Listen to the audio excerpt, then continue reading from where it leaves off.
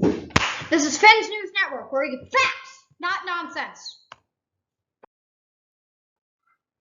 So we have some breaking news.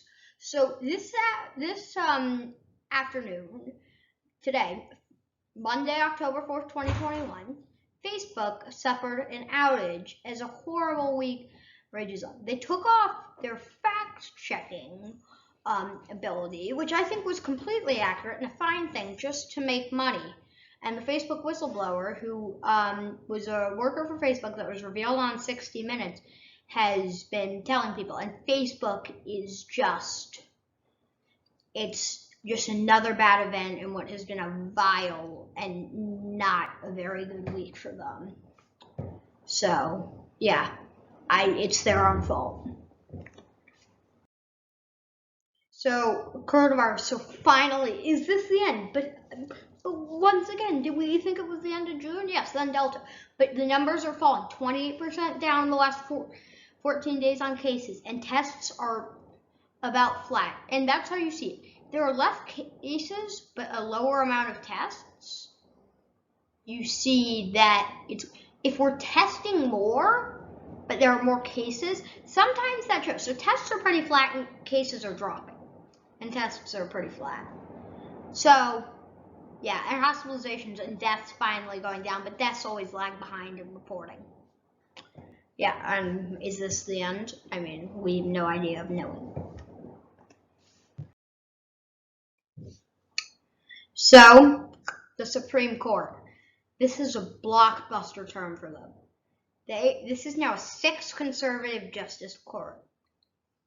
And this is going to be, there are very few, there are not going to be a ton of competitive issues. I think it's going to go very far right. Judge Sonia Sotomayor was the only one wearing a mask. Brett Kavanaugh had a positive COVID-19 test and had to participate from home. I think with abortion and gun rights major issues, especially could Roe v. Wade be overturned? Probably not. But it could happen with this conservative justice majority. I think we're going to have to find out. Also, the gun rights, a major issue. I think that this term could change the face of America for a very long time.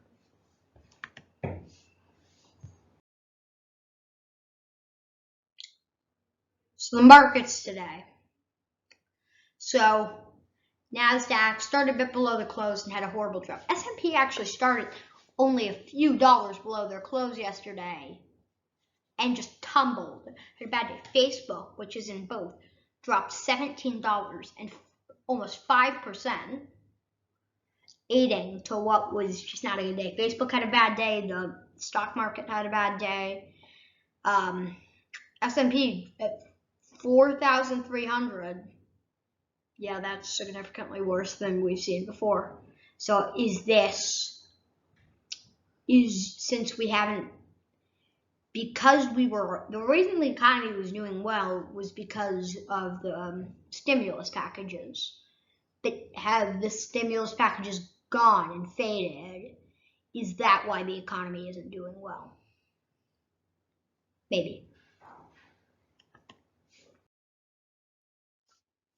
So finally, to sports, an issue that we can have debates on without basically yelling at each other saying that we're wrong. And if they're debates, they're pretty fun debates because it's football. So I have the AP Top 25 college football poll.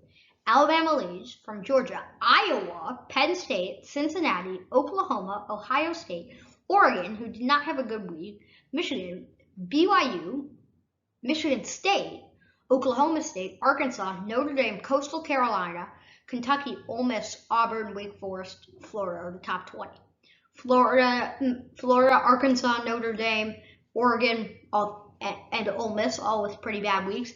Kentucky had a great week, as well as Michigan State, Oklahoma State, Iowa, Cincinnati, Ohio State, Michigan, Auburn, all of them having good weeks. But 2 independent colleges that are in the top 14, BYU 10, Notre Dame 14th. I am a Notre Dame fan, and I'm giving you my totally unbiased opinion, and you can trust me on this. I think Notre Dame is the best team outside the top 8 with a shot. I was looking through 538's models. Notre Dame, according to them, has around 10% chance of winning out this season. If they do, they've got a 50% chance to win the college football play. I think it's entirely possible for Notre Dame to do well, but enough with me talking about my own team. But if I had to make some early college football playoff predictions, it's going to be Alabama, Georgia, Iowa, Cincinnati. And that's because Cincinnati has the highest chance to win out all their games of any team because they've got a really easy schedule. So I think it would be Georgia against Cincinnati, Alabama against Iowa. I think it's Alabama and Georgia in the final, and we'll see what happens.